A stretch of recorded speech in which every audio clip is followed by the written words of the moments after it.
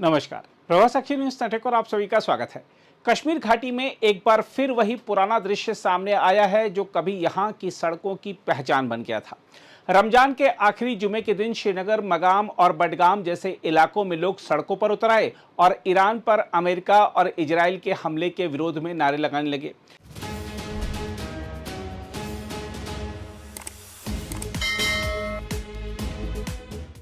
प्रशासन को पहले से आशंका थी कि नमाज के बाद भीड़ जमा हो सकती है, इसलिए सुबह से ही कई जगहों पर पाबंदियां लगा दी गई थीं। श्रीनगर के कई हिस्सों में लोगों के जमा होने पर रोक लगाई गई और हालात पर नजर रखी गई। बताया जा रहा है कि यह विरोध प्रदर्शन खास तौर पर उन इलाकों में देखने को मिला जहां शिया आबादी अधिक है। प्रदर्शनकारियों ने ईरान के समर्थन और फिलिस्तीन के साथ एकजुटता के नारे लगाए। प्रशासन का कहना है कि अब तक प्रदर्शन शांतिपूर्ण रहे हैं और स्थिति पर लगातार नजर रखी जा रही है। इसके साथ ही श्रीनगर के नौहट्टा इलाके में स्थित ऐतिहासिक जामिया मस्जिद को भी एहतियात के तौर पर बंद कर दिया गया। लेकिन इस पूरे घटनाक्रम के बीच एक बड़ा सवाल खड़ा होता है, ईरान में जो कुछ हुआ उससे कश्मीर की सड़कों का क्या लेना देना है? अगर पश्चिम एशिया में कोई टकराव होता है तो उसका जवाब श्रीनगर और बडगाम की गलियों में क्यों खोजा जाता है? क्या घाटी की शांति इतनी कमजोर है कि हजारों किलोमीटर दूर हुए घटनाक्रम का गुस्सा यहाँ की सड़कों पर उतर आता है? कश्मीर ने पिछले कई सालों में मुश्किल दौर से निकलकर धीरे धीरे सामान्य जीवन की तरफ कदम बढ़ाए हैं। बाजार खुल रहे हैं, पर्यटन लौट रहा है और लोग हिंसा की छाया से बाहर आने की कोशिश कर रहे हैं। ऐसे समय में अगर हर अंतर्राष्ट्रीय घटना के नाम पर भीड़ सड़कों पर उतरने लगे तो घाटी में बनी यह शांति कब तक टिकेगी?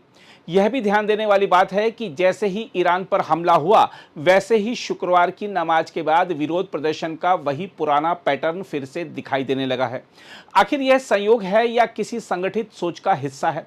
क्या यह महज भावनात्मक प्रतिक्रिया है या इसके पीछे वह मानसिकता है जो घाटी को बार बार सड़कों के टकराव की ओर धकेलती रही है? यह सवाल इसलिए भी जरूरी है क्योंकि भारत एक स्वतंत्र और संप्रभु देश है। यहाँ की जनता को अपने देश की शांति और व्यवस्था की चिंता पहले करनी चाहिए। अगर हर अंतर्राष्ट्रीय विवाद को लेकर यहाँ हंगामा खड़ा किया जाएगा तो इसका असर सीधे देश के भीतर के माहौल पर पड़ेगा। ईरान और इजराइल के बीच संघर्ष का समाधान श्रीनगर की सड़कों पर नारे लगाने से नहीं निकलेगा। कश्मीर के लोगों को यह भी सोचना होगा कि दुनिया के हर संघर्ष को अपनी पहचान का हिस्सा बना लेने से क्या हासिल होगा। घाटी के युवाओं को रोजगार, शिक्षा और बेहतर भविष्य की जरूरत है, न कि हर शुक्रवार को गुस्से और नारों की राजनीति की। प्रशासन ने एहतियात के तौर पर पाबंदियां लगाकर फिलहाल स्थिति को संभाल लिया है, लेकिन असली सवाल अभी भी खड़ा है, क्या कश्मीर बार बार उसी पुराने रास्ते पर लौटेगा जहां भीड़, नारे और टकराव ही राजनीति का माध्यम बन जाते थे? अगर ईरान में कुछ हुआ है तो उस पर चर्चा विश्व मंचों पर होगी, कूटनीति के जरिए होगी और सरकारों के बीच होगी, लेकिन कश्मीर की शांति को दांव पर लगाकर आखिर कौन सा संदेश दिया जा रहा है? घाटी को यह तय करना होगा कि उसे विकास और स्थिरता का रास्ता चुनना है या फिर दूर बैठे संघर्षों के नाम पर अपनी ही सड़कों को अशांत बनाना है। बहरहाल आइए देखते हैं क्या कह रहे हैं प्रदर्शनकारी। इस्लाम में हर मजलूम के लिए दुआ है, हर जालिम की जो बर्बरियत है उसकी जुल्म की नीस्त नाबूदी के लिए दुआ है। कुरान खुद फरमाता है, ला युहिब्बुल्लाहुल जहर बिस्सूई मिनल कौल इल्ला मन ज़ुलिम। मैं ये शोर शर तुम्हारा पसंद नहीं करता हूँ, अलबत्ता मजलूम का फरियाद है वो मुझे पसंद है। लिहाजा हम जो प्रोटेस्ट करते हैं ये हम प्रोटेस्ट इसलिए करते हैं कि हम मजलूम के बिल्कुल साथ हैं। मजलूम कौन है? सबसे पहले जो मजलूमी जो दिखाई किन्होंने? फ़लस्तीन वालों ने, गज़ा वालों ने। क्यों जुल्म किया उन पर? एक तो उनका मुकद्दस तरीन, जो मुसलमानों का मुकद्दस तरीन जगह है वो है बैतुल मुकद्दस। उस बैतुल मुकद्दस को जाबिराना तसल्लुत किया है इसराइल ने, और हम चाहते हैं कि ये जाबिराना तसल्लुत को हम अपने एहतजाज से ख़त्म करेंगे ताकि वो बैतुल मुकद्दस इंशाअल्लाह अनकरीब आज़ाद हो जाए। और जो फ़लस्तीन के मोमिन मुसलमान हैं और गज़ा के मुसलमान हैं, इनको आज़ादी से जीने देंगे इस ज़मीन पर।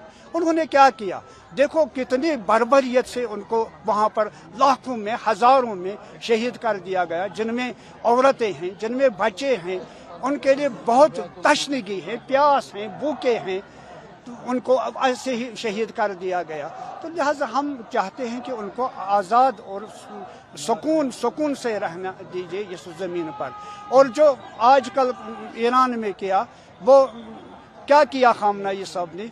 खामनेई साहब तमाम मुसलमानों का रहबर है, वो तमाम मुसलमानों की क़यादत कर रहे हैं, वो इस्लाम के एक बेहतरीन नुमाया शख्सियत है, बेहतरीन। और अगर आप लोग उनका फरमान देखें, किसी एक बंदे के खिलाफ आज तक उन्होंने नहीं फरमा। हाँ, अगर फरमाया वो किन के लिए? जो इस जबर करते हैं, ज़्यादती करते हैं, जुल्म करते हैं, वो करता है ये इसराइल करता है, अमेरिका करता है, ये दादागिरी दिखाते हैं। इस्लाम में दादागिरी नहीं है चलेगी। इस्लाम में सुकून है, इस्लाम में अखुवत है, इस्लाम में भाईचारा है। लिहाजा तब से ये किसने शुरू की? ये शुरू की यौमुल कुदस की जो जद्दोजहद शुरू की आयतुल्लाह खुमैनी रहमतुल्लाह अलैह ने। फिर आज तक ये चल रहा है। इंशाअल्लाह जो हमारे जो जवान हैं, ये उनके ज़िम्मे हैं, वो भी चलाएंगे जब तक फ़लस्तीन को आज़ादी नहीं मिली, जब तक ये मुक़द्दस ये क़िबलगाह जिसको क़िबले अव्वल हम कहते हैं, ये आज़ाद न हो जाए। और तेरी अज़मत की कसम आज़ाद तुझे करवाएंगे, और कुदस तेरी अज़मत की कसम आज़ाद तुझे करवाएंगे। लिहाजा हम पूर्ण अमन एहतिजाज कर रहे हैं। हमें किसी से लड़ाई नहीं करना, हमें किसी से झगड़ा हम नहीं करते। हम उस कौम से वाबस्ता हैं जिनके क़यादत है इमाम हुसैन अलैहिस्सलातु वस्सलाम। वो साबिर हैं, हम सब्र करने वाले बिल्कुल उनके साथ हैं। लिहाजा खामनेई साहब को शहीद किया। वहाँ पर प्राइमरी स्कूल में जो बच्चियाँ थी, उनकी तादाद 170 थी, उनको बेगुनाह उनको शहीद कर दिया गया। उस पर हम उस तशद्दुद के ख़िलाफ़ हम प्रोटेस्ट इस वक्त करते हैं, जद्दोजहद करते हैं ताकि एक इंसान सुकून से इस ज़मीन पर ज़िंदगी बसर करे। हम अखुवत चाहते हैं, हम भाईचारा चाहते हैं, किसी के ख़िलाफ़ हम नहीं हैं। हाँ, सिर्फ एक जालिम के ख़िलाफ़ हम हैं। अगर आप भी लेना चाहते हैं देश दुनिया की तमाम जानकारी, तो आज ही सब्सक्राइब करें हमारे चैनल को। साथ ही नीचे दिए बेल आइकन को जरूर दबाएं ताकि हर अपडेट आप तक पहुंच सके।